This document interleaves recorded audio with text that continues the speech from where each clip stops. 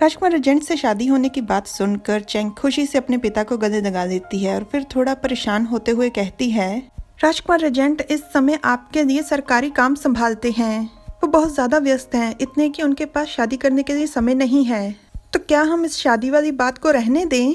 शायद वो मुझे इल्जाम दें कि मैं उनके देश के प्रति मेहनत और प्रयास में रुकावट पैदा कर रही हूँ। ये पाप है, मैं पापी बन जाऊंगी। राजा कहता है, उसकी इतनी हिम्मत कि वो किसी भी बात के लिए तुम्हें इल्जाम दे। तुम्हारी शादी करवाने में मैं तुम्हारी मदद करता हूँ। तू नहीं तो और कौन बे?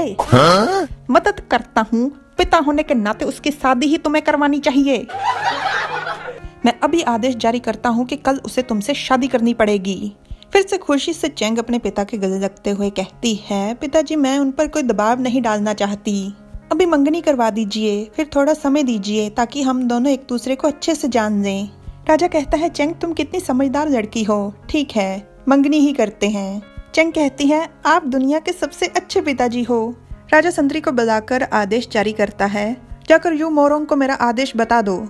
कल उसकी राजकुमारी जाओही के साथ मंगनी होगी और 1 महीने के बाद शादी। संतरी कहता है, जी, और युवराज के महल में ये खबर लेकर चुगलखोर आंटी रूही पहुंच जाती है। युवराज महाराज ने राजकुमार एजेंट और राजकुमारी जाओही की मंगनी करवाने का फैसला किया है। इसके पीछे राजकुमारी की जरूर कोई न कोई शैतानी चाल है। सी कहती है, हाँ मैंने सुना। रूही चिढ़कर कहती है, राजकुमारी जाओही एक खलनायक है, शैतान है। उसने बचपन में आपको झूठ बोलकर फंसाया था। राजकुमारी कहती है, मैंने खुद देखा, युवराज ने इस लालटेन को तोड़ा। सी कहती है, नहीं मैंने नहीं तोड़ा। राजा कहता है, युवराज बहुत ही शरारती और लापरवाह हो गए हैं, इसलिए मैं आदेश देता हूँ कि इन्हें 30 कोड़े मारे जाएं और साथ में 10 दिनों के लिए इनके घर पर इन्हें नजरबंद कर दिया जाए। आदेश अनुसार संतरी माफी मांगते हुए सी को 30 कोड़े मारता है।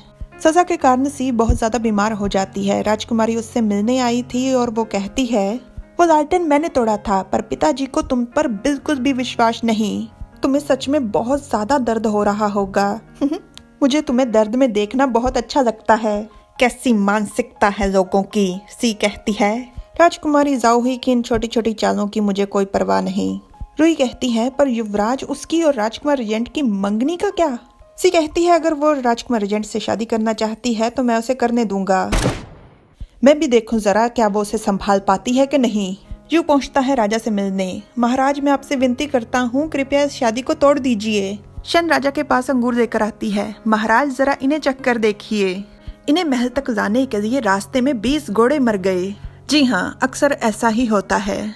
इंसान की जरूरतों को पूरा करने में बहुत कुछ बर्बाद होता है, पर जबकि इंसान की जरूरतों के लिए तो प्रकृति ने उसके आसपास ही सब कुछ मुहैया करवाया होता है, पर जरूरतों तक फिर भी ठीक है। इंसान के शौक और ऐश प्रस्ती के लिए बहुत कुछ बर्बाद हो रहा है। आज के समय में भले ही घोड़े नहीं मर रहे, जीव जंतु इस काम के लिए नहीं इस्तेमाल किए जाते, पर बहुत सारा ईंधन और संसाधन इन कामों में व्यर्थ जाता है। बहुत सारा प्रदूषण होता है जो इंसान को ही बर्बाद कर देगा एक दिन। आपने सुना होगा, सेव अर्थ, धरती को बचाओ, पानी को बचाओ। इन सब चीजों को बचाने की कोई जरूरत नहीं, क्योंकि धरती पहले भी थी, आज भी है और आगे भी रहेगी। इंसान पता नहीं। एक समय ऐसा था जब धरती का तापमान 4000 डिग्री हुआ करता था। धरती पर लावा की नदियां बहा करती थी, और एक समय वो भी था जब हजारों सालों तक लगातार धरती पर बारिश होती रही। धरती तब भी थी, धरती आज भी है, धरती कल भी रहेगी। डायनासोर कल थे, आज इंसान हैं, और अगर यही सब कुछ चलता रहा तो कल को नहीं रहेंगे। इसलिए ज्यादा से ज्यादा अपने लोकल मार्केट में मिलने वाली चीजों का प्रयोग करें। अपने आसपास उगने वाली फल सब्जियों का इस्तेमाल करें, और कोई भी चीज, एक छोटे से फोन से लेकर बड़े से जहाज तक, उसके खराब होने पर उसे फेंकने से पहले उसकी एक बार मुरम्मत करवाने की कोशिश जरूर करें। खराब चीज को फेंक कर नई खरीदने से बहुत सारे लोगों को रोजगार मिलेगा, बहुत सारे लोगों को कमाई होगी, पर जो चीज आपने फेंक दी है उससे केवल प्रदूषण होगा। जिन लोगों को कमाई हुई है उनका भी भविष्य बर्बाद होगा। जी बहुत हो गया जनहित में जारी। राजा ने क्या कहा बताइए।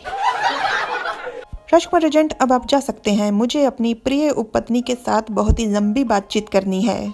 पर यू तुरंत घुटनों के बल बैठ जाता है और कहता है, मैंने अपनी पूरी जिंदगी इस देश को समर्पित कर दी है। मैं अपनी पूरी जिंदगी महाराज आपकी इस देश को संभालने में मदद करना चाहता हूँ। राजकुमारी जाओही से शादी बहुत ही बड़ी जिम्मेदारी है और कृपया महाराज आप इस जिम्मेदारी के लिए किसी और को चुनिए।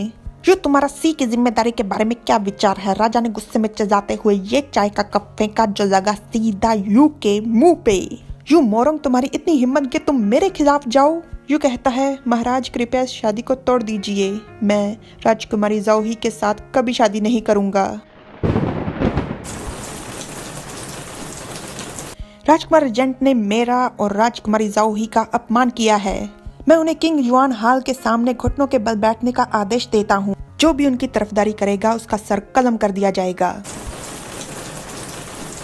रुई फिर से सी के पास पूरी खबर देकर पहुंच जाती है। सी को बताती है कि 2 घंटों से राजकुमार रेजेंट बारिश में बैठे हुए हैं। सी कहती है, रुई जाकर राजकुमारी जाओही से कहो कि राजकुमार रेजेंट के लिए छाता लेकर जाएं। रुई चिल्लाते हुए कहती है, क्यों? मैं उसे क्यों बताऊं? मैं उस चुड़ैल को क्यों बताऊं? सी कहती है, चुपचाप जो मैंने कहा है वो करो। मेरा दावा है बहुत अच्छा तमाशा देखने को मिलेगा।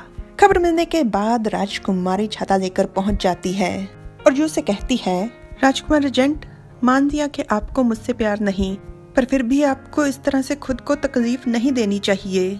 उठ जाइए, मैं पिताजी से बात करती हूँ। मैं उनसे विनती करूंगी, शायद वो सारी बात को ही रफा दफा कर दें।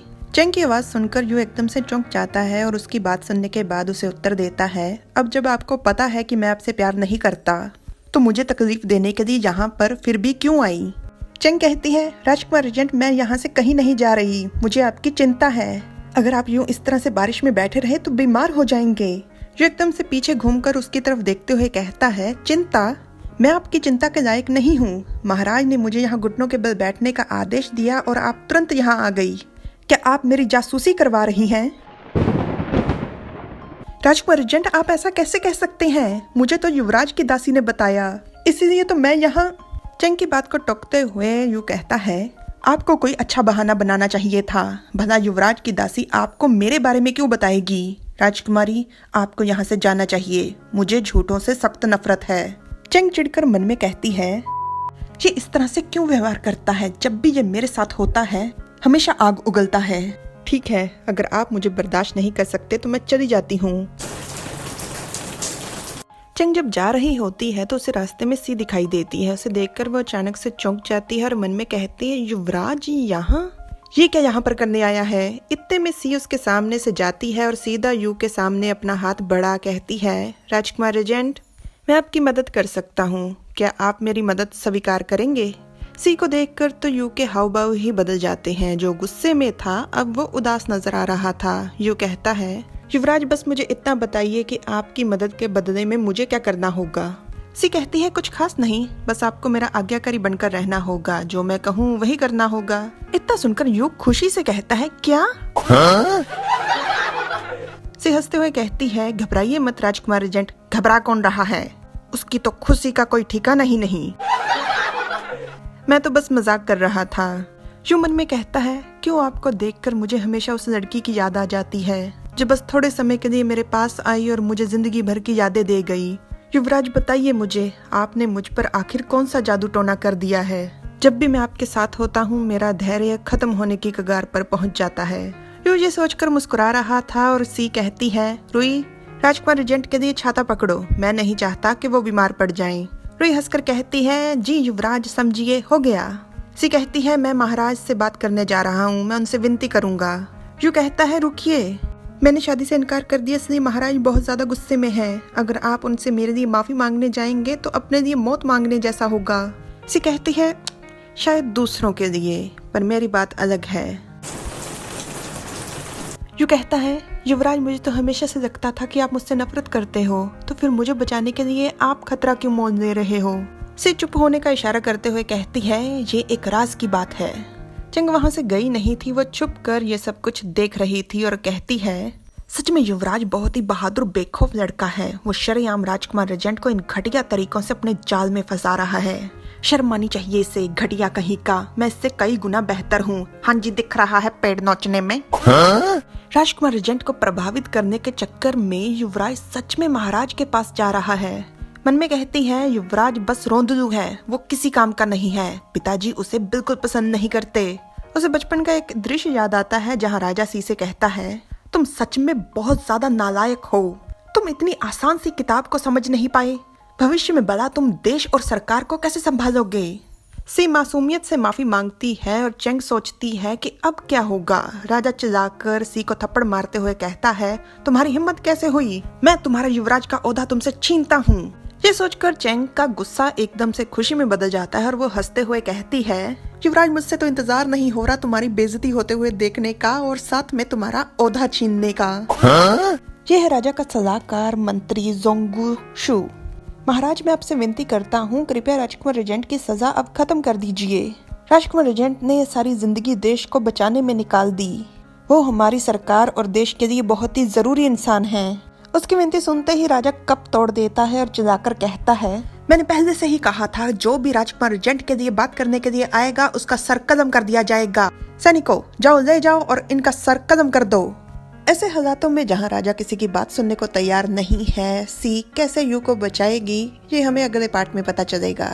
Like, share, subscribe, comment. Thanks for watching. Bye bye.